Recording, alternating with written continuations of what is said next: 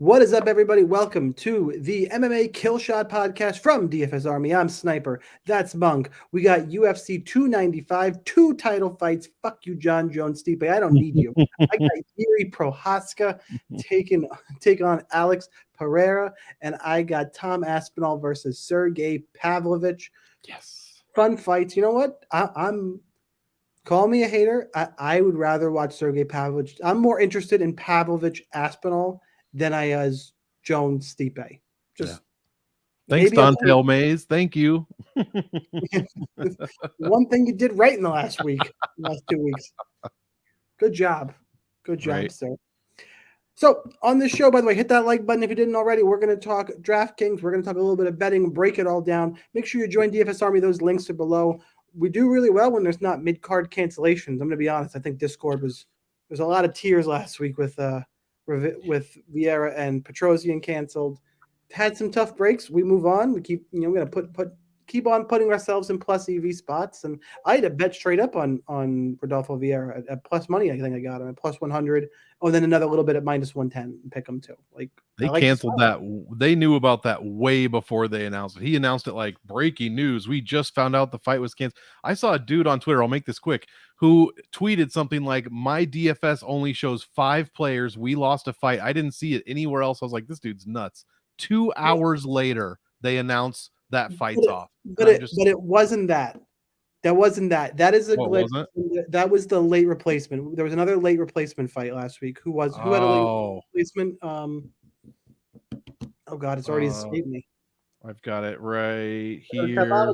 Krzyzewski. Was it Dalby, Krzyzewski, Petrino, Gomez? No, yeah, it was the Elvis Brenner, Krzyzewski. Yeah. Brenner, Krzyzewski, and because Brenner's opponent pulled out, if you had Brenner, your lineup showed 5 fighters remaining, but it wasn't because of anything. All right. Well, I take it back then. I just thought that was like, what the hell? Everybody was doing that. And I was just like, whatever. But yeah, it is funny that it worked out that way. So we need some more shit on that again. But we put ourselves, and we'll keep putting ourselves in plus EV spots and do what we got to do. So your links are below. Join the Discord. We got cheat sheets, rankings, optimizer. Check all that shit out. And with that being said, let's go ahead and let's dig into some motherfucking fights. Let's talk about the main event. Alex Periera, he's 8,400 on DraftKings. Yuri Prochazka is 7,800. Periera, slight favorite, minus 125. Comeback on Prochazka, plus 105. Periera, the former middleweight champion, but he's fucking huge. Taking on Prochazka, the former light heavyweight champion, who never lost his belt. He just vacated. And then Jamal Hill gets hurt. He vacates. Really interesting stylistic fight, and it's weird because of the ring rust. Alex, I don't think Prochazka is going to grapple a ton. He held his own fine against Glover, and a lot of back and forth, and that was a sloppy fight. But mostly he's a striker, and Periera is a world-class technical striker. I just think if you try and outstrike Periera, I'm going to pick against you. I think that's what Prochazka is going to do. They're big guys. Anybody could land a shot. Sure, Prochazka's talented. He's got more volume. And you could argue he's the better MMA striker because Periera is coming from the kickboxing background. I don't think I agree with that argument, but I kind of get it. It's why the fight is a pick'em. And I think Periera would have a slight edge. Both guys 100%. I believe in ring rust. I think it's a thing. I think it takes you a little while to get your shit together after been out a long time and having that injury. And I just don't think Prochazka's going to be able to make it up in time. I do think Prochazka's path to victory is actually this fight goes to deep water. Periera kind of runs out of gas, or Prochazka is in better shape and kind of just keeps everything on and going, and eventually breaks Periera. I think that's his path to victory. But in terms of skill, I do think Periera is the better fighter slightly, so he's going to be who I pick. I hate this fight for cash games. I hate both the 5-rounders for cash games, even though they are 5-rounders. Everybody's got a floor of fucking 0. Like, these are big dudes. I'm not going to stack. No. I might play a little bit of Periera in cash games. I got to look at the builds and figure it out. But this is, similar to the co-main we're going to talk about. It's a play both sides in GPP, and if you really like a side, go ahead and play it in cash.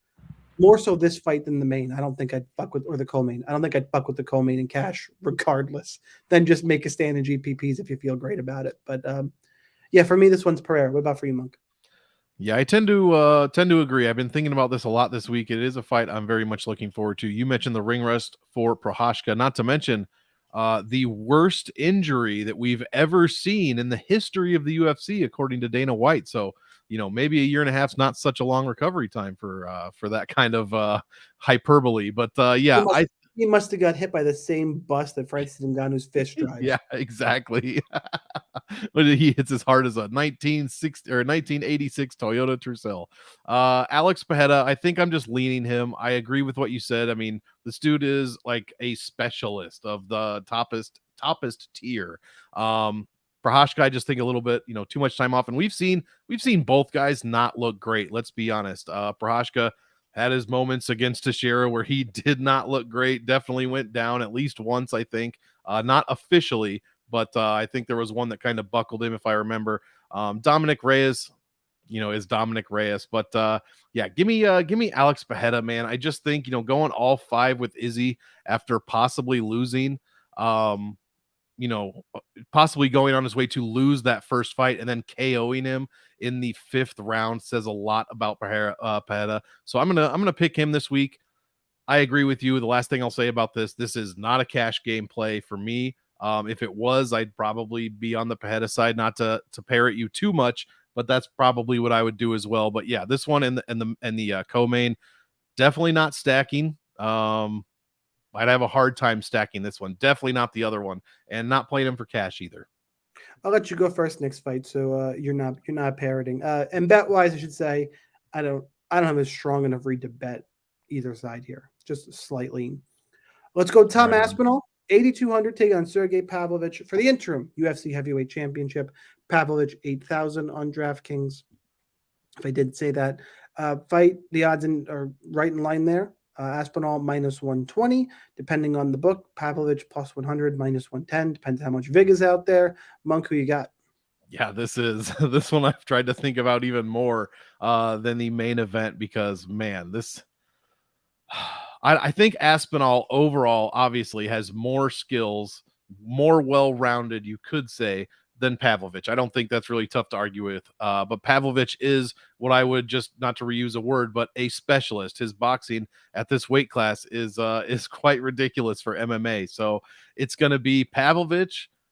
Hopefully not because I love Tom Aspinall, but Pavlovich catching Aspinall and putting him down in the first round because I think, yeah, every single fight Pavlovich has been in, all 7 of them, first round finishes, whether it's the all 6 wins or the 1 loss, I believe, to Overeem there. But yeah, Aspinall could go down, but otherwise, if he gets Pavlovich down, that's the game plan here. It's like his dad said, don't get hit. And I assume the rest of that sentence is, and then take him down. So whether he catches a leg, much like Uberim caught back then and finishes this on the ground. Could be a submission.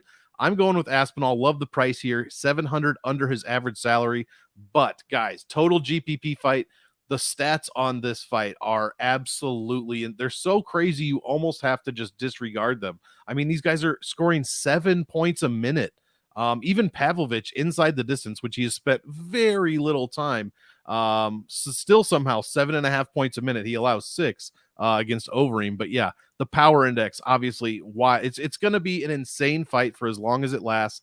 The longer it lasts, I like Aspinall. And I like Aspinall overall. Total GPP fight. It's going to be hard not to have one of these guys in almost every lineup that I make. Agreed with that. I'm going to pick the other side, though. I'm going to pick Pavlovich, and it's mostly, like you said, Tom Aspinall, more well-rounded. I think he's got to get this fight to the ground, and I just don't trust that he can do that. And Pavlovich boxing is just crazy. And it's play both sides. Again, it's not a strong take. It's just one of those. He's got to close the distance. And Pavlovich has got strong, fast, ridiculous boxing combinations. And I think Aspinall is going to get caught. If Aspinall gets takedown, sure, he can win the fight. I'm not like it's one of those betting wise. It's not one I have a strong enough take for. You making me make a pick. I'm going to pick Pavlovich. And you go to the DraftKings analysis, which is part of why we're here. You don't have to take a crazy stand on every fight. It's MMA. It's super volatile. Put yourself in good positions. I would probably 80-ish% this fight if I'm GPPing. If you're playing in anywhere 10 entries or lower, I'd probably put it in 9 or 10. And then you pick a side you like a little more. Say I like Pavlovich. I'll go 60-40. And just put yourself that way. Put yourself in fight positions to win these big tournaments.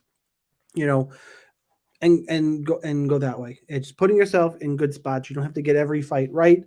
You'll take a few stands, and from you really ideally, I think, just general MMA DFS advice: take 3 to 4 stands a card, and vanilla up some of the rest, and don't make any mistakes. And in the long run, I think you'll work out okay. That's so for me. We'll go Pavlovich, and let's move on to the next fight, which I get to simp out here. It's Mackenzie Dern at 9,000, taking on Jessica Andrade at 7,200. Line on this fight, Dern minus 200 and Andrade plus 170. Look, I'm a Mackenzie Dern fanboy. I can admit it. I know who I am. Striking has gotten better, and that's just not me fanboying. Gotten better, but every minute she's on the feet, she's got a problem in this fight. Problem is Andrade looks to be fucking deteriorating quickly. Now she's getting beat by the best of the best, and we're going to see if Mackenzie Dern is up there. Andrade's takedown defense against Aaron Blanchfield looked really bad. Like, and don't get it twisted. If Dern gets a takedown, this fight's over. This fight is over, done. The problem is, can she get one? And that's why 9,000 is a rough price to pay on DraftKings, and it's minus 200 is rough juice. I think Andrade, because she's got such a stylistic advantage on the feet, even though I said Dern has gotten better there, you would think Andrade is just going to be better on the feet. I think she's a live dog for sure. I don't think it's a cash game women's MMA lock play punt because her floor is still pretty low. A couple other spots I like better. I like mixing in Dern because she's going to want to grapple. She's going to want to wrestle. She's going to path to a finish, which you don't always see on the women's side. So give me Mackenzie Dern because Andrade has kind of fallen off. I don't like the takedown defense I've seen, and just Father Time is undefeated. And the downside is that if Jessica Andrade keeps losing fights, there's going to be more of those OnlyFans photos floating around, and I don't need that. I don't need that in my life. So Dern's my play. Monk. I agree. Both of these women actually score, very well. Andrade mostly historically overall more than Dern, but do not forget Dern in her last fight against Angela Hill put up 153 DraftKings points, guys. She put up 110 against Nina Nunes as well. I'm not saying those are in the same caliber as Jessica Andrade, but I'm just saying it out loud because it's kind of ridiculous. Excuse me. Yeah. Dern only 500 over her average salary, but yeah, she's not really doing a ton outside of, let's just say she scored 153, like I said, and her DraftKings points per win for her UFC career is still less than 96. So that has to tell you that a lot of her fights, she's not scoring very well. I also did hear, and I'm not always a huge fan of narration, but Andrade going through a divorce. Apparently, she said today that she had to fight 5 times, this year or 4 times this year, and she fought, not counting Lemos in 2022. So since then, 4 times this year, this would be 5 just to pay for her divorce. So I don't know if she's just in here taking fights for that, but that's what it sounds like. That said, she's lost to Blanchfield, Yan Jianan, and Tatiana Suarez, 3 of the best or the better fighters in their respective weight classes. I like Dern here, though, probably, but I do think Andrade is capable of being a dart throw / punt play this week because when she wins, guys, she wins huge. Her average points per minute or points per win, 115.5. So honestly, I like Andrade. Maybe I like them both, I guess, for GPP just because the chance to score a ton of points is there for both women. But this one's not a cash game play for me at all. Man, what the fuck are you guys doing? You're not picking underdogs. You pick Periera. Pavlovich is a pick him, and then Dern. Don't worry, I got a couple dogs coming. Yeah, we'll get there. There's a lot this week compared to recent weeks. There is a lot of dogs, in my opinion. And I got to tee that up for my Long Island boy. Yes, there's bias here, noted for what it the fuck is, and let's just move on. Benoit Saint Denis, he's 9,100 with a fun ass name to say, and my ginger guy Matt Frivola is going to knock him the fuck out. Frivola is 7,100. The line on this fight is Saint Denis is minus 240, and Frivola is a very disrespected plus 190. All seriousness, I do think the line is a little wide. You're first for this fight, and I promise I won't. I'll try not to speak in hyperbole. I'll give some serious analysis before I crack some more jokes, which are coming. But what do you got for this fight? Well, speaking of 153 points, let's not forget, dude. Let's not forget. Sorry, I just watched Big Lebowski the other day. Matt Dude, Frivola. Did you say boo? dude, Oh, oh, it's I a thought you said boo. I was about to. All right, we're dude. changing this conversation. He put up 158 against Gennaro Valdez, the highest score of all of 2022, and it wasn't even close. So Frivola obviously hits like a truck, power in his hands. You should not disrespect him, and I will try not to because he does not deserve it. But yeah, the guy hits like a truck, but his chin is the only thing that fails him. His power index is huge, and the opposite of that is what I call the chin index or chindex. Again, Big Lebowski, if you're into that whole brevity thing, almost the exact same power index. So he's getting knocked down almost as much as he is knocking people down at this point. So what can I say about you're right, Benoit Saint Denis?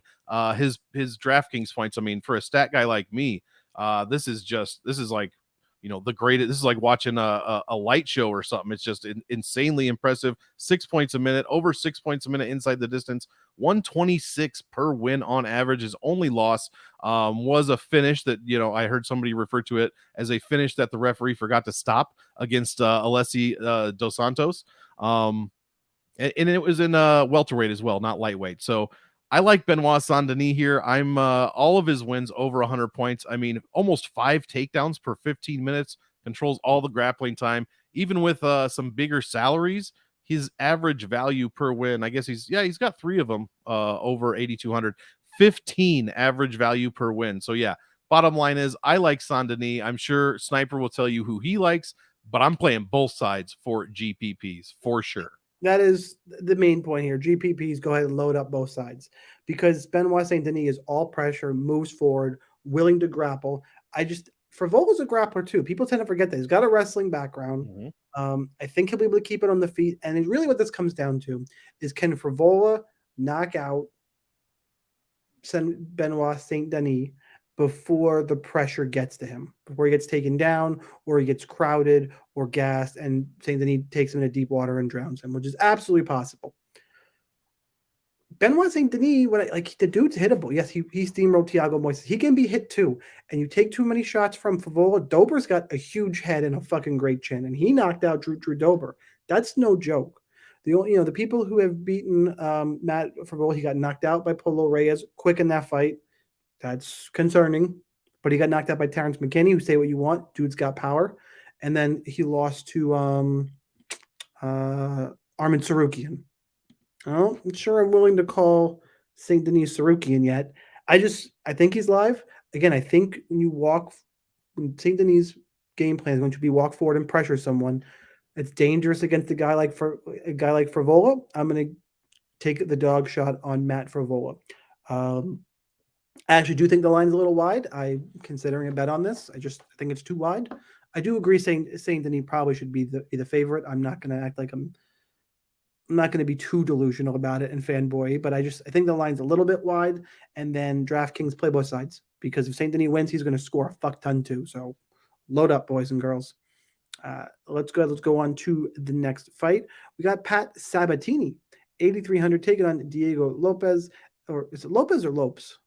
I've heard Lopes, but I've also heard it's Amanda Nunes, so not God. Nunes. So I'm I going to don't call know him what Diego the rest of the podcast. I don't know what to believe. I'm getting hate mail. Just call him Diego, Flock of Seagulls. Diego 7,900. Sabatini is quite actually close to about a pick 'em. Minus 120 for Sabatini, minus 105 for Diego. I almost did it. Shit. Is what I'm seeing. It's a slight dog play, but I'm going to take Diego in this one as well. Sabatini is best when he's wrestling. That's what he wants to do. And you put yourself in the position where we saw Diego off his back. The dude's got a dangerous submission game. On the feet, I think Diego throws more volume, is probably a little more dangerous.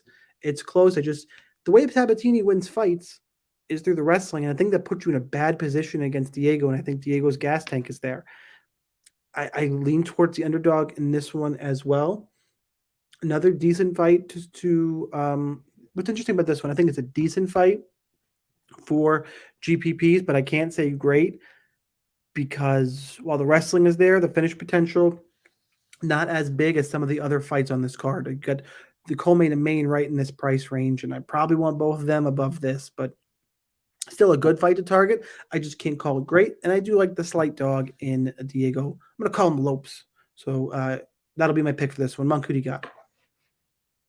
Yeah, this is going to be an interesting fight, man. I remember I remember the last fight we talked about Lopes or Diego, as it were. It was in the Gavin Tucker side. Clearly, you were on the right side of that one there. But I do find it interesting that Lopes scored 90 points in that fight. And if you remember, he got a first round finish, which gives you 90 points. And I Gavin had Tucker to double check that he had no other DraftKings points whatsoever. I know yeah. Yeah, the fight only lasted over 90 seconds, but still, I just not one strike, not one significant strike, just nothing, just 90 points. So Work smarter, not harder. yeah, that's is definitely one way to look at it for sure, for sure. Especially against somebody, even if he was busted like Gavin Tucker. I tend to agree, although I think I'm picking the other side. My dogs are coming on the prelims. I like Pat Sabatini. I think he has obviously some big wrestling upside. His jiu-jitsu is extremely slick. I don't know if I would say it's as slick as Diego's by any means, but he is a legitimate black belt there at Henzo Gracie, I believe, in Philly. Controls 80 some percent of the grappling time he's involved in, almost 4 takedowns per 15 minutes, 3 of his 5 wins over 100 points. These are all things I love to target when it comes to GPP fights.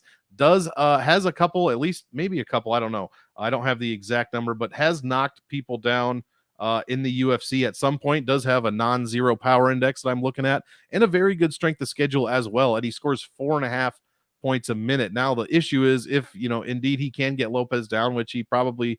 And now I've said it 2 different ways in this breakdown, so we're all good here.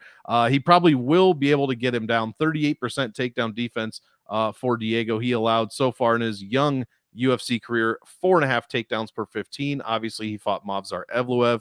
I think Pat will be able to get him down, but will Diego be able to find that submission? That's the thing. I think Pat's tough as hell. I don't think he'll be, he might. I think he's broken his arm before, so I don't think he's going to be tapping too fast to Lopes here, but give me Sabatini. Hopefully, you can get it done ground and pound and pay off that salary, which this is a fight where both were actually the favorite is under his average salary at $8,783, and Lopes is over his average salary of $7,500. So that is a pretty interesting little dynamic we don't usually see. Let's go ahead. Let's move on to Steve Urseg, 8,600, taking on Alessandro Costa at 7,600. Line on this fight, Ursig is minus 200, Costa plus 170. Monk, you are first. Well, this one will definitely be quicker. I have felt like I've been going on for a little bit on these 4 fights, but honestly, I'm really looking forward to them, like more than a lot of fights in recent weeks. So this one will be a little. What's that? Oh, it's so legit. So legit. And we've got Astro Boy here, Steve Ursig, 8,600. I don't know, man. This might be. I'm gonna pick Ursig because I don't trust Costa, and frankly, I haven't seen enough of him. I don't. The Jimmy Flick fight. I mean, come on with that Jimmy Flick. What did we even learn from that fight? Absolutely nothing. And what did we really learn from him fighting Amir Albazi, one of the tougher flyweights in the division, in his first fight in the UFC? Absolutely nothing. So yeah, I don't know who to pick here. I'm leaning Ursig because he got it done against Dvorak, even though that fight was extremely close. Could have gone either way there. The stats say that he did edge it out in my book. Neither guy has scored very well historically. I'm not too interested in this one for GPPs. I tend to think it goes 3 rounds. But give me Ursig here. I mean, the prices are just they're mid-range, so you can get to either one of them if you want to take a stand here. Not a fight I'm looking to take a stand on. Yeah, it's interesting. I like the. I'm going to end up picking Ursig because of the grappling as well. I think he's got a slight edge there. I think, Costas fought Albazi, loss, Flick win, and this is competition somewhere in the middle. Ursig is better than Flick, and probably not as good as Albazi. Really good wrestling. And I think that's where it comes. Like Costa can probably hit Ursig. It's just a matter of is he going to get a finish. There's a lot of I think Ursig has the higher scoring potential on DraftKings because of the wrestling. And betting wise, I need this kind of barometer fight at Costa before I really lay juice against him. So I think Ursig is better coming off. He's got his win against Dvorak, who I think is a decent fighter. He was a big underdog in that fight and won the fight. But the regional scene in Australia is not great. I probably need to see one more before I feel super confident taking either side of this fight. But I have to make a pick, and I'm going to take Usyk, and the difference maker being the grappling. But probably not a great DFS fight overall. Let's go ahead and move on. I'm on the road in this goddamn hotel, and I got to scroll down on my Mac. I miss my office, guys. Hit it earlier. What the fuck? Oh no. You're looking good, looking clear. The hotel Wi-Fi clearly coming through in the clutch here on the Killshot podcast. While I figure this out, I'm not positive. I think I hit play and we got the red light on StreamYard, and then it started kicking on the recording the number countdown significantly after like a minute or two I was talking, and I didn't want to start over, and I wasn't sure, and people might be getting this halfway through. I didn't notice it. We'll see. Fight. We'll see when I upload it. You guys are like, hey, your beginning was fucked up. Yeah, it's the hotel Wi-Fi, and probably have Monk run it next time. Shit. There we go. But in the meantime, I figured it out. Good news. Lupi Godinez, 8,700, taking on Tabitha Baby Shark Ricci at 7,500.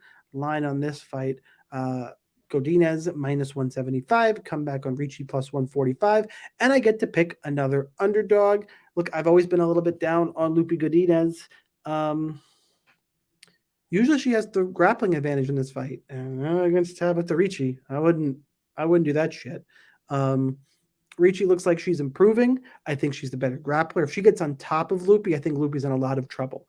What's interesting is that Lupi can get takedowns. She's a good wrestler, and if she gets on top, I'm not like Ricci's a good grappler, but it could be one of those situations where she hunts for submissions and she's not getting dominated, but Lupi just kind of wins rounds on top.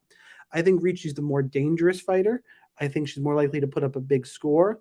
And on the feet, Lupi swings bigger and is more volume, so she probably edges it on the feet.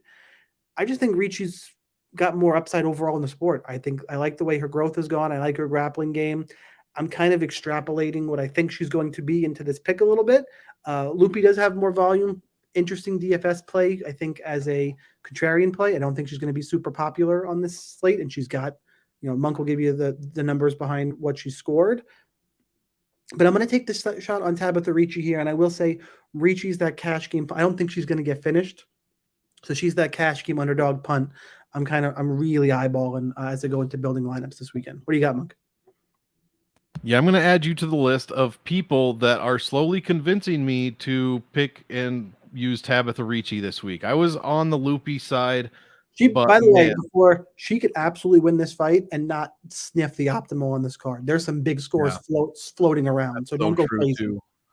That's true too. But what Lupi are we going to get? That's the issue. What are we gonna, most guys, in DFS, they're a little, there's peaks and valleys, right? Lupi is here or she's here. There is no gray area, and it's strictly dependent on her willingness, because she has the ability, but frankly, her willingness to land more than one takedown in a goddamn fight. She landed 8 against Carnelossi. This is just her last 5. And then 3 fights after that, she landed a total of 2. One fight obviously had no takedowns in it. And then Reed, all of a sudden, 5 takedowns, and she scores 100 and almost 30 points. When she landed 8 against Carnelossi, 100 and almost 30 points. So what are we going to get? It's either going to be 60 or 130, apparently. So I guess I'm going to play both sides. I was on the Lupi side, but her stats, for the reasons I just mentioned, this is why you need fight tape, or at least you need to look into the stats more, because 104 points per win, fantastic, huge ceiling, lands almost 4 takedowns every 15 minutes. These numbers are liars if you don't know what you're looking for. So, yeah, I don't know who to pick. Again, I'm going to cop out. This is not a stand fight. Again, guys, I'm like every show I've done, I've given out that I like Lupi Godinez here, but I think I'm just going to play both. I'll stick with my pick in Godinez, but it is becoming less and less confident as the minutes roll past. So I'm playing both for GPPs most likely. Like Sniper said, just be careful. A lot of high scores out there. But like he also said, I think either of these women could score big in a win. So I got to play both sides. Not really a cash fight for me. What do you say about big women? What? Big, yeah. Moving on. I couldn't help that at all. All right, this is the fight we had added late, and Monk, you got to do the heavy lifting here because I need to research this fight fully. I give you my initial take though. Clearly, being on the road here, I'm a day behind, but I got all the other fights done. except Mateos Rebecki at 9,600, taking on Roosevelt Roberts at 6,600. Late replacement here as Roberts steps in. The line, do we see if I have a line on this fight? Help me out, fightodds.io. Probably minus I 650. don't, minus 650s, minus 700 in some places. Come back on Roberts between plus 475, plus 500, it appears. And thankfully, Monk, as I said, you're first. Yeah, and you informed me of something because I did not even know what the salaries were. They hadn't even released them as of last night, so I assumed Rebeshki would be 9,600. So that's what I kind of put him at in my head. And yeah, obviously short notice against Roosevelt Roberts, who hasn't won a fight since in the UFC since Brock Weaver 2020, and before that he beat Alexander Yakovlev, who apparently I just found out is a rapper and has a hip hop album out. So if you're a huge Alexander Yakovlev album fan, I mean, go check out his album. But then Roberts lost to Jim Miller in like 2.5 minutes. No contest against Kevin Kroom. That was an overturned fight. And then Ignacio Bahamondes, you all remember the spinning wheel kick of death from Ignacio Bahamondes there. But that fight was back in 2021. So he hasn't fought in the UFC in 810 days, over 2 years for those of you who need the help there. I like Mateusz Rebecki. I'm hoping he can just land a takedown, grind this dude out, huge ground and pound, and pay off his score. The thing that worries me is he did go all 3 rounds with someone named Nick Fiore in his UFC debut, but maybe that's because it was his UFC debut. He still scored 104 points, and he put up 122 against Loic Radzhabov with a second round finish. So yeah, give me Rebeshki. Love him for cash, love him for GPPs, and I will find ways with all the underdogs this week to easily get him into my lineup. Yeah. This is also a trap. I see it on your face. Also a trap. It We've feels seen it so before. you took the words right out of my mouth. Yeah. It's so fucking trappy. It's the perfect word. It feels trappy, but the volume is there. I think if I remember right, I'm picturing both guys. I believe he's pretty significantly bigger than Roosevelt Roberts, I think. I don't know if he's taller. I need to look that up. Like I said, I'm not. I got it right here. Rebeshki's 5'7" and Roberts is 6'2". 6 foot. I'm thinking of the wrong guy. Then I'm thinking of the wrong Mateusz. Mateusz Rebecki is not who I have pictured in my head. Literally have not looked at this fight, guys. So go with what Monk's insight is, and I would just say based on the odds, seems like he's viable in cash games at 9,600 because there are plenty of dogs. Fight is minus 230 to end inside the distance. Throw a little Roberts in your GPPs if you're feeling frisky for the trap. You know, and betting wise, fucking pass. Yeah, I'm not paying the juice on Mateusz Rebecki. It's not a parlay piece, just pass. Even on short notice. No, I don't care. Mateusz Rebecki, could be fighting. I don't know. Yeah, he could look minus 650 at the end of he could, but fight still, and I'd be like, minus 650. Yeah, well, I feel about that. Right. They're in very different weight classes for everybody who's not as familiar. Would not be competitive, but you get the idea. Let's go ahead. Let's move on now that we got past the fight that has been added late, and let's talk Nazim Sadikov taking on. I got to not mess up his first name, Vyacheslav Borshev. Works for me, or Slava Claus if you were. Slava Claus. Let's call him Slava Claus the rest of the way. Yeah. Solid ass nickname. Line on this fight, I should mention that Sadikov is minus 130. Slavikov is plus 110. This is the fight I went back and forth on quite a bit. And I ended up on the Sadikov side, taking the favorite. I think the volume is there. I think the takedowns are really what it is. Slavikov is a great, an accomplished, very experienced striker whose takedown defense is not really loving what I'm seeing there. Every minute this is on the feet, I think Sadikov is in danger, but he's more well-rounded. The grappling, I think, is going to tire out Slavikov. I think that's what Slava Claus. Yeah, sorry, I was going to... screwed me up. I just think Sadikov, again, the wrestling is the X factor here. No, it is Slava Claus. Slava Claus. I'm going to consider a bet, but I need to rewatch one more time. It's hard to, because I did flip-flop a few times, and then as the week goes on, I'm getting more and more confident in Sadikov. I'm not sure I'm going to pull the trigger. Do like this fight. I think this is a sneaky good GPP fight. There was one earlier where I'm like, the mid range, you kind of got to ignore it. I think if there's, and this is one of the ones I think gets bumped over it. I think there's some sneaky upside here, especially on the Sadikov side in that 8,500 range. So that is my pick for this one. Monk, who you got? Yeah, this one's tough. I think I'm gonna Your pick mother. the under. We're gonna say. I think I'm gonna pick the underdog officially here with Borshev. Plus, if he wins, we get to see the dance, and that's really all I give a shit about. Obviously, Borshev can't defend a takedown. You were being very generous with your choice of words describing his takedown defense. I'll tell you straight up, it's fucking garbage. 35%, and he allows 8 takedowns per 15 minutes, guys. I was pretty sure I remembered what I had been watching all week, but I also thought Mateusz Rebecki was the same size as Roosevelt Roberts. Well, you're right about this one. So I was like, let's not go hyperbole twice in a row and look like a fucking clown. Yeah, Mark D1 of Casey. That's where he made his D1 debut. 11 takedowns against Slavaklaus, 9 for Mike Davis. So 20 in 22 so far in 3 fights.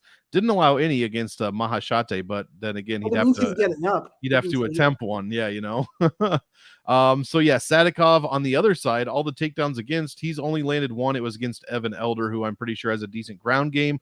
Then the Terrence McKinney fight, there were no takedowns attempted, or if there were, he didn't land any of them, I should say. So if I knew he was going to, this is kind of like Loopy Godinez for me. If I know you're going to land takedowns, I'm probably going to play you. If you don't, then what the hell are you doing? Because Slavaklaus hits hard as shit, and he could finish you on the feet. So I agree. I'm picking the dog, but I do agree with you. Not heavy. I am playing both sides in GPPs, probably a little bit more Borshev, to be honest. But man, he has next to 0% takedown defense. This could be bad if Sadikov has any kind of takedowns. Plus, I believe Sadikov, nicknamed Black Wolf, awesome nickname, trains at Serra-Longo. Great gym that I like to bat guys out of. So yeah, I like both sides here. Picking the dog though. I'm a Long Island guy, so you know how I feel about Sarah. Oh yeah, yeah. I mean, how could you? If you don't like Sarah or Ray Longo, I don't know what the hell is wrong with you. I love Ray Longo. He's my favorite. Yeah. I will say that punch a hole in his fucking chest. Sadikov fouled the shit out of Terrence McKinney. Like the glove hole, that was everyone's like, because for whatever reason people don't like Terrence McKinney. Dude puts out fun fights. I don't think there's anything disliking him, but he seems to get a weird amount of hate. Like, yeah, you deserve that, or what? Like, it was weird. And I'm watching and I'm like, I've seen more egregious fouls in MMA, but it wasn't good. I understood McKinney being upset. I was like, yeah, I'd be a little pissed too. That was, I mean, if you ain't cheating, you ain't trying. And these refs, it is what it is. I'm not holding it against Sadikov, but I understand why McKinney was a little twisted. I don't quite get why people were all over Terrence McKinney for that. That was. We've also got active fighters saying, yes, I'm going to start fouling because so many fouls, nothing happens. We got guys grabbing, get your hand off for 3 fucking rounds, man. Take a fucking doctor. That doctor with the groin kick. Was that last week? You didn't get kicked in the dick. No, that was like 2 or 3 weeks ago. Listen, yeah, my testicles exploded, but you know. Poor Victor Henry. Thoughts and prayers. I'm not even a Victor Henry fan. I'm actually kind of I think he's a bit overrated, but I was like, that is what? Well, and then Farid is doubling down on it. Like him and his coach is like, you didn't get kicked there. It's like, dude, why are you being an asshole for no reason? That was wild. I thought people like you, and now they don't. Wild. Really interesting spot here as well. We got Jared Gordon, 8,900, taking on Mark O. Madsen, 7,300. Jared Gordon, this fight, minus 220. Madsen, plus 185. Monk, you are first for this one. Who you got? Yeah, man, this one's, I guess it's been tough, and I don't know why, because everyone I've heard this week is on Jared Gordon, and I understand why. I mean, the striking aspect alone. Mark Madsen, again, another wrestling dominant fighter that just falls in love with his striking and just won't attempt takedowns all of a sudden. And when he does this, he either doesn't score any kind of points or he loses the fight. He got pieced up by Grant Dawson, dude. We just saw what happened to Grant Dawson. I mean, if you blinked, you missed it against Bobby Green. But I mean, I love Grant Dawson, pride of Stromsburg, Nebraska. But still, man, that dude is not known as a striker. So I got to go with Gordon here. Madsen also 39 years old. I don't think he's training at Fight Ready anymore. I believe his wife and family had to move back to Denmark for medical reasons, and I believe he went with them. So he is now training back in Denmark. That does work for guys like Nicholas Dalby. Not sure if it's going to work for Madsen here. I guess I'm Did he playing. win his Olympic medal yet? You can't talk about Mark Yeah. Madsen with his Olympic medal. That's right. Yeah. Mark, the O stands for Olympian. Who was I listening to? They're like, that shit happened 12 years ago. Who cares? I started laughing. That is part of the problem. Yeah. It is. It is. So yeah, I'm gonna have to go with Jared Gordon here. The no contest against Green, I believe that was a headbutt, if I recall. The That Patty was the one where he Pimblett. got knocked the fuck out by the That's head. right. That's right. Patty Pimblett win, which wasn't a win. And his only loss in the last 5 then is against Grant Dawson. So yeah, give me Josh Gordon, Jared Gordon, and I don't know. I just don't know how much I can get to him at that price tag, man. I just don't. That's my issue, is the price tag on DraftKings. And for the pick, I agree with you. I'm picking Gordon, but I'm not like all over Gordon. I was considering Mark Madsen. What I think, when I always talk about this at least once, I talk about, I play the fight out in my head, and Mark Madsen's going to need to use that wrestling style. He's so big. He gets tired. He's 39.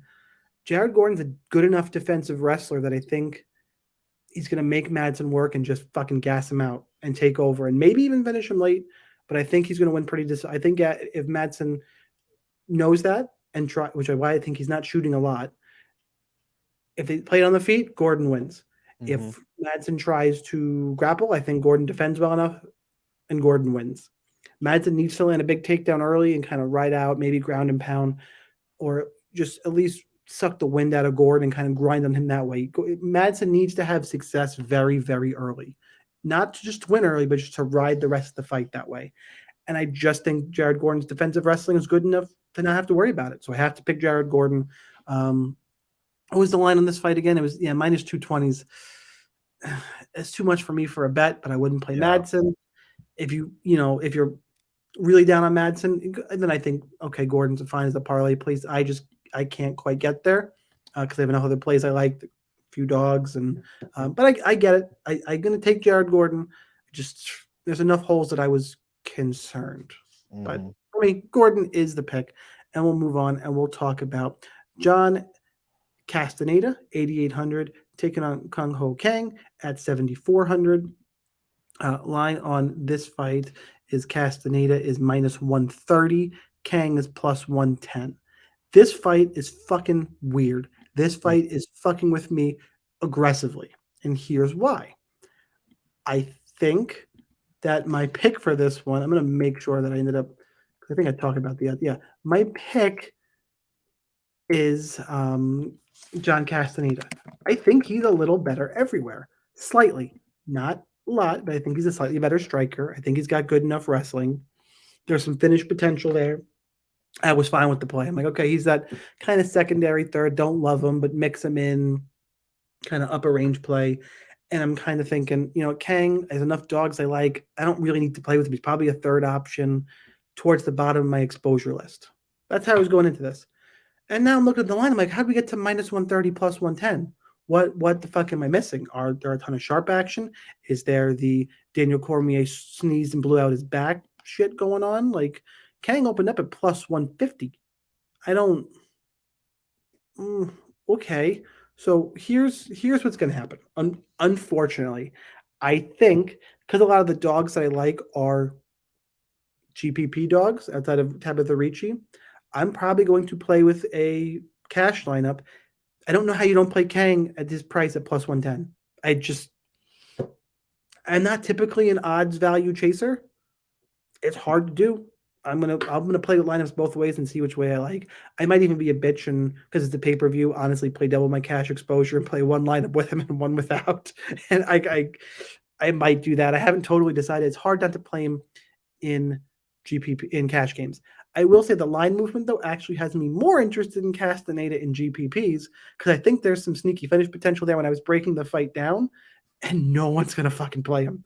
No one is going to be on John Castaneda. He might be sub 10% or around 10%. I don't say sub, but would you agree with that? That he's going to be around 10%, maybe? Yeah, because he's 8,800 and Kang's never been finished in the UFC. So yeah, for sure, I agree. Yeah. 10 to 15% tops. And Castaneda's got 20 career wins and 14 come by finish. I know he didn't finish Muin Gaffarov, but He finished Miles Johns. I can't see. He finished Eddie Wineland, but whatever. He finished Marcelo Rojo. He finished, and then we're back on the regional scene because he's not been in the UFC that long. He's only 3-2 in the UFC. Yep. And how old is Kang at this point? Why do I feel like Kung Ho Kang? Because of the service, I always feel like the Korean guys are 40. He's 36. 36. Yep. Time's getting there too. That KO's coming.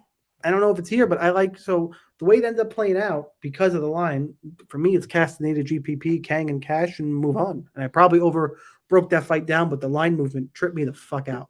Monk, who you got? Yeah, that was a very interesting one. I am on the Kang side, have been all week. The dude just has been performing extremely well. Other than the Hani Yaya fight, that's the only fight he's lost in his last 5. Obviously, we probably shouldn't count Brandon Davis and Lupin Young. Those guys are 2 gentlemen that are no longer in the UFC, but he did beat Danan Bakary and Christian Quinones, that Quinones fight in the first minute.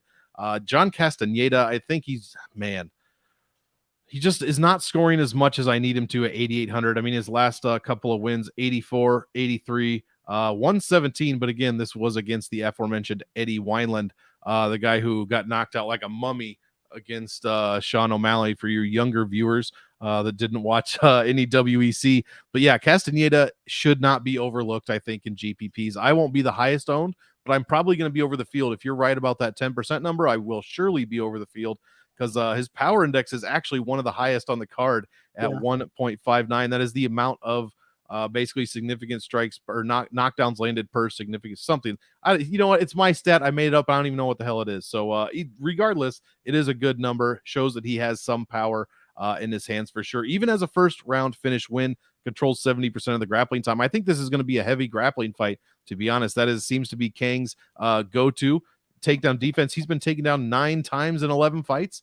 So pretty good there. He's cheaper than his average salary, where Castaneda is a bit over. But I think I agree. It's Kang for me in cash. He's in my current cash lineup for sure. In fact, I think I even started with him and Rebeshki probably. But yeah, Castaneda I think shouldn't be overlooked, and you could get good leverage on him this week.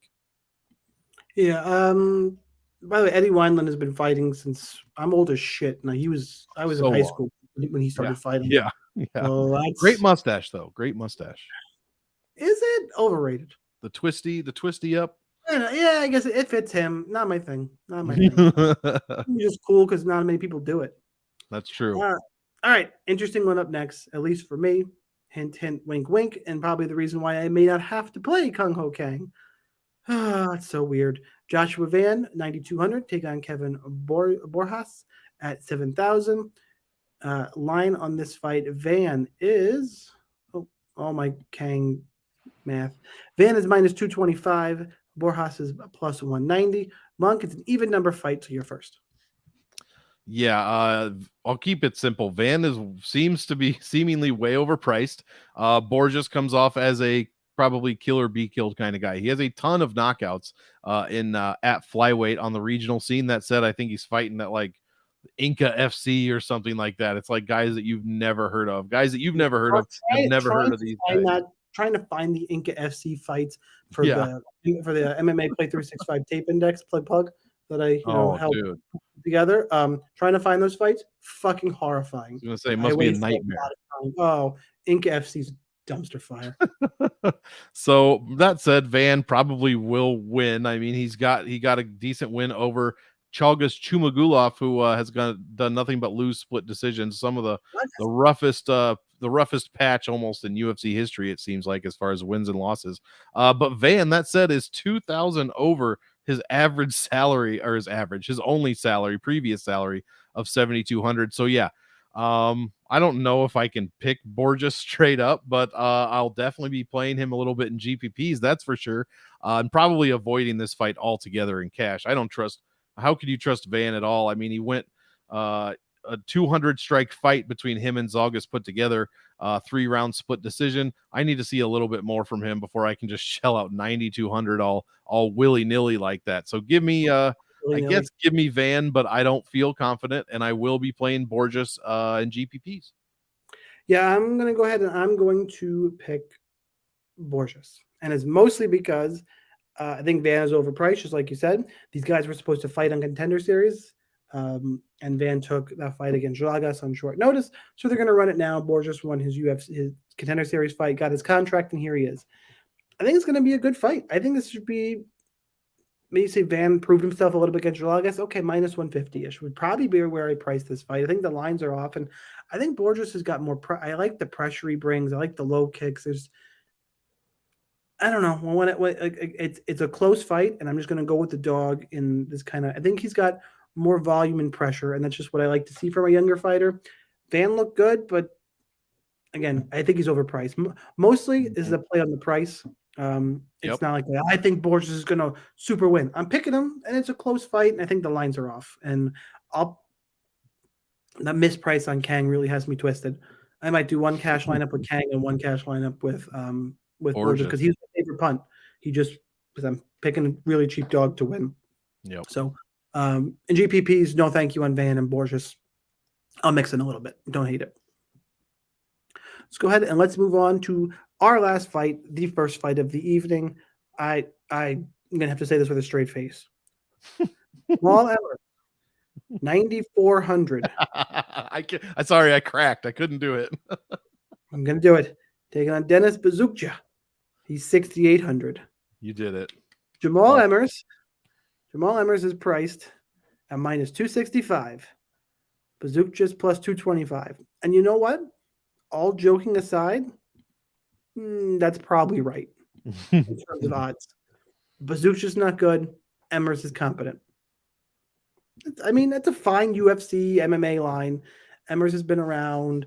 The reason we laugh is not because Emmers is horrendous. Let's be clear. We're laughing because both primarily DraftKings players and Jamal Emmers is DraftKings fucking garbage death ass. Like it's bad.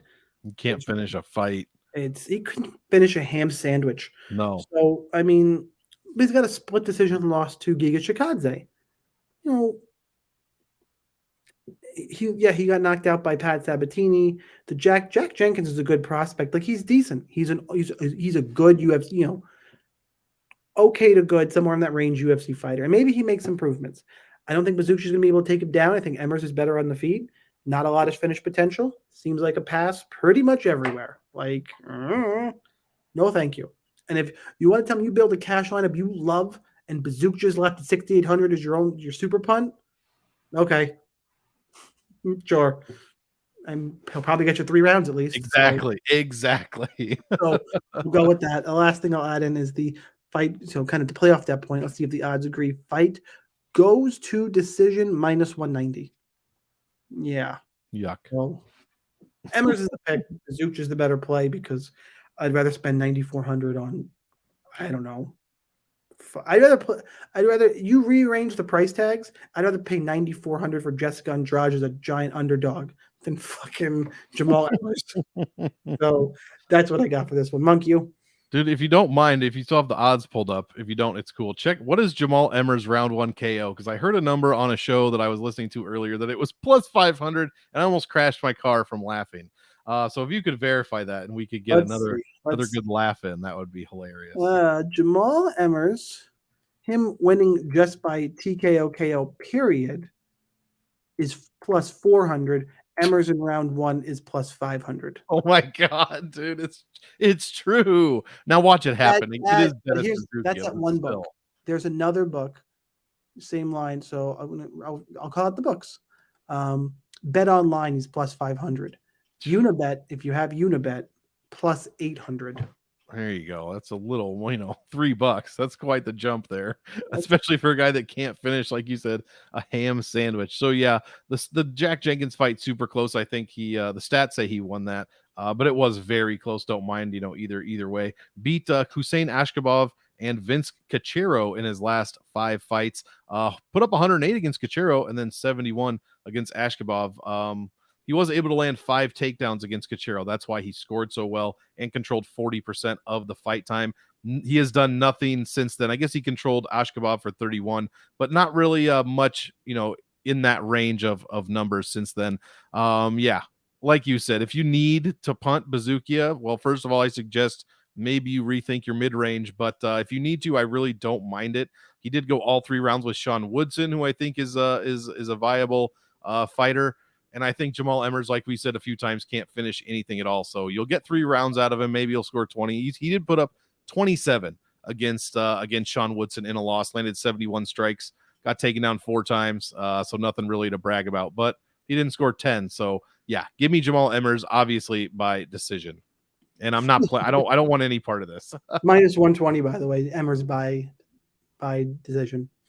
Yeah, that should be minus 500. It was only minus, he's more likely to choke to that. Yeah, that's All right, true. we'll go kill shots. If you're new to the podcast, kill shot under own play, something unexpected we think will happen. We're going to do DraftKings specific. Hope you enjoyed the betting content. Make sure you check out everything else. Those links below for the kill shot. Monkey got one teed up. I do. I just wanted to check something super quick. I'm thinking about a mid-range dog.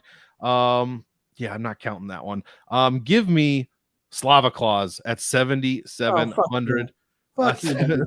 I didn't think you were going there. No. I don't want that one. I'm on Sadikov. I was going to be over on Sadikov. Oh yeah. Well, I might still be for the chance. But he hits like a truck, dude, and he did beat Mahashate in 2 rounds. But he needs another big win. He needs another big win. He cannot afford to be taken down and made to look like a fool when his last name ends in EV on the ground. So yeah, I don't know.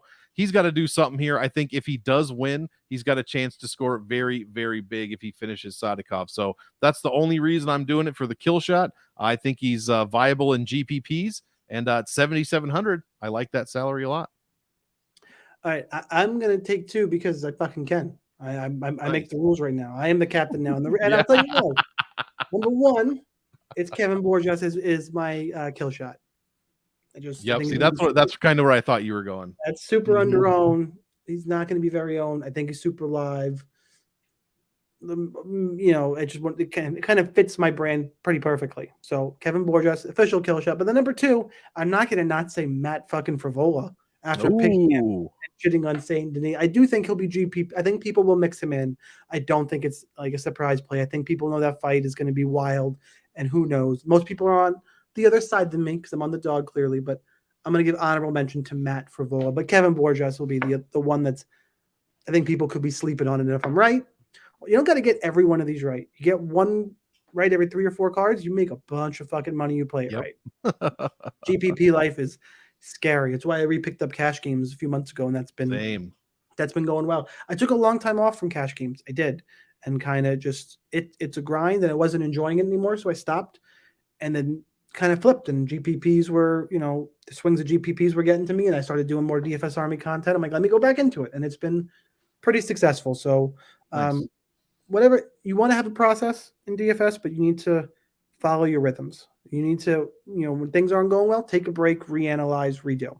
Just side advice. You got anything else for UFC 295? No, man, I'm looking forward to this card so much, especially the main event, or the main card, but even the prelims are stacked. This card is great on paper, and it hopefully is great in the octagon. Let's hope, knocking on wood here, we'll get all 13 fights, and it's going to be fantastic. So one of the better cards I could think of to close out the year. Quick funny story about this. If you guys listen to the end, hit the like button, comment on this story. Let me know what you think about this, because I laughed and then was sad. So DraftKings has the promotion for VIP Diamond Onyx. I'm Onyx right now. The new system, by the way, if anybody from DraftKings is listening, it's garbage. I've talked to so many people who have been Onyx for multiple years who are not going to make it, and I'm one of them. It's too hard. Yeah. And I get maybe that's why they need to limit it a lot. Sure. But whatever. I have a VIP rep, not bragging there, but I message him like, hey, did I win the car? Just busting this guy's balls. And he goes, nope, sorry, winners were contacted yesterday. I'm like, oh, man. And sometimes I've gotten hooked up in the past with DraftKings with UFC tickets. MSG is always harder than Newark or so. But you have to ask. You got to shoot your shot. Maybe something last second will come up. Because the more I look at the card, the more I want to go. I was going to watch it out. But I message him and go, hey, so I'll settle for UFC 295 tickets this weekend. And he goes, those might be harder to get than the car. Oh, Jesus. I'm like, well, fuck me. Yeah, all right. God damn it. Shoot my shot. Yeah. Shoot my shot with Jennifer Lawrence. Same fucking response. No, Yep. thank you. Yeah, no, thank you. Who? I'm gonna be heading down to Austin in a couple weeks for the Austin card. Nice. Benny and Saruki in main event. Looking forward to that. Live UFC is always fun. Always Dude, fun. I've actually never been, so this will be my first one. What? I know. I've been a fan for literally over a decade. What's holding you up from not going? Nothing. I'm going. Going. Good. As long as there's tickets, I'm going. I think I'm buying my tickets tomorrow. Have a fucking discussion if you don't go. So good. Enjoy the fights. Everybody enjoy UFC 295. That's what we got for the MMA Killshot. Hit the like, hit the subscribe button. We will see you next time. Enjoy the fights.